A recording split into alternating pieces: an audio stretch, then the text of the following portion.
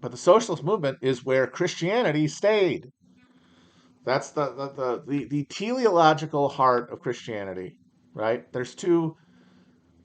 Christianity is a teleology. It leads towards an apocalypse, which is something that has two conceptions that we imagine of: a good one and a bad one. There is the end of all things as a terrifying, horrifying mass death event. And then there is the end of all things as the return of Christ and the reveal of a new way of being in the world. That's always been two-faced that way.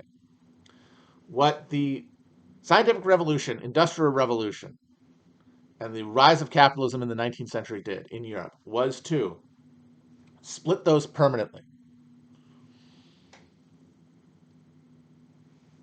Christianity, as we understand, as a self-conscious religious movement, becomes eventually a worship of the self and a denial of that reunion that we're talking about, making the end of the world only an annihilation,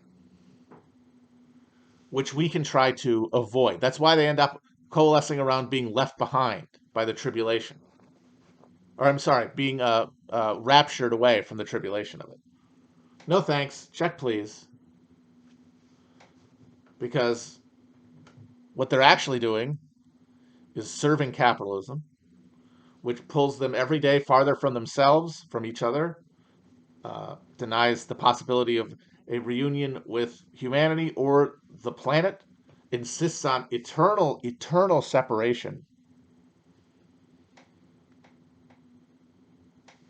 And even though a lot of these people really thought they were Christian, their actions just serve this force that just deepened it over the generations to the point that you get to now where nobody in America, I think, really believes in any kind of Christian God. They believe maybe in a supernatural validation of their own best interests. Like they brought back paganism.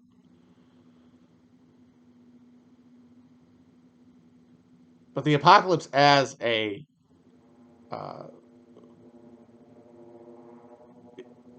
unveiling of a new way of being, that did still live after this big moment of crisis, schismogenesis, but it lived among the laboring classes.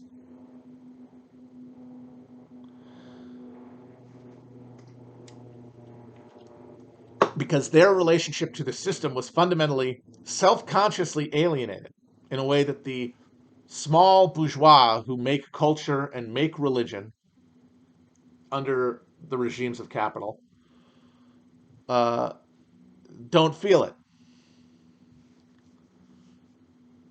That means they can countenance the end of the system as such. For the bourgeois, the end of the system is the end of them. It's an annihilation that is as akin to being cast into the lake of fire because they feel dependent for their position upon this system, and they feel the resentment of those who work for them, one way or the other. However they try to deny it, it's felt. It's all our bodies inscribe all of this fucking stuff.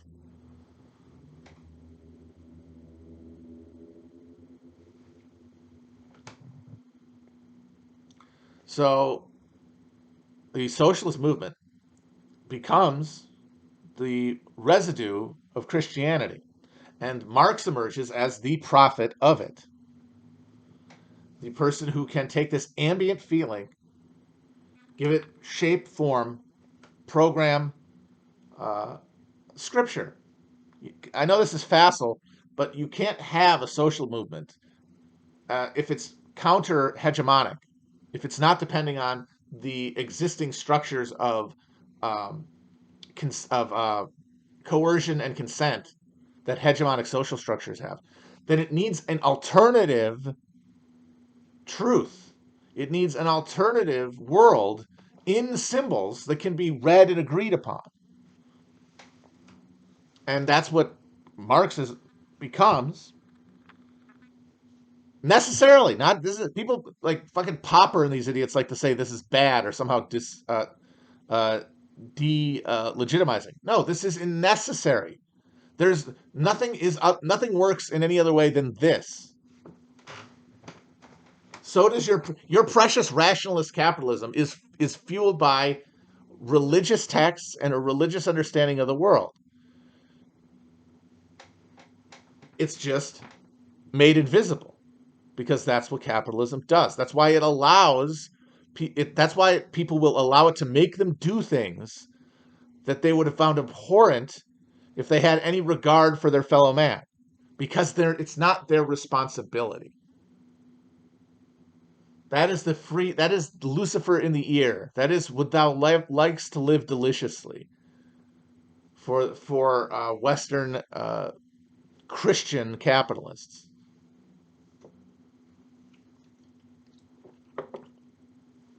And so for people like that, anything that is like a self-consciously based on a faith in something is anathema. But their faith is just, it's a dark faith. It's like, it's dark matter.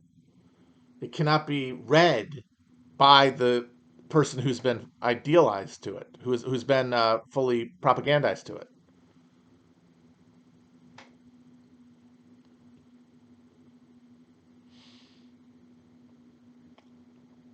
And so when the great moment came, the real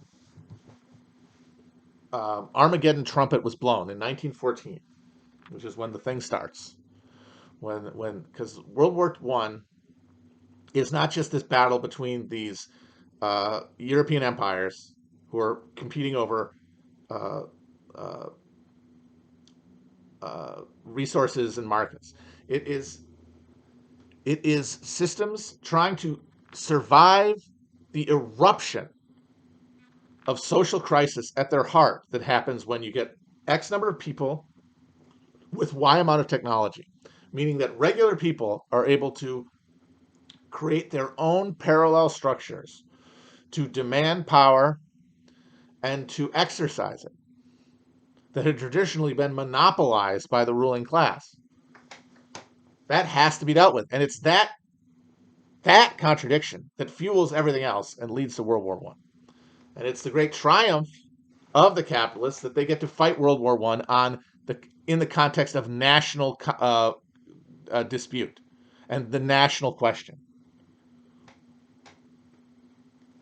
which is of course going to happen. It's inevitable to happen because the bourgeois got rid of God and they replaced it with the nation, which is just, of course, them. Because the whole thing about Christianity is that it is universal, which necessarily reduces you.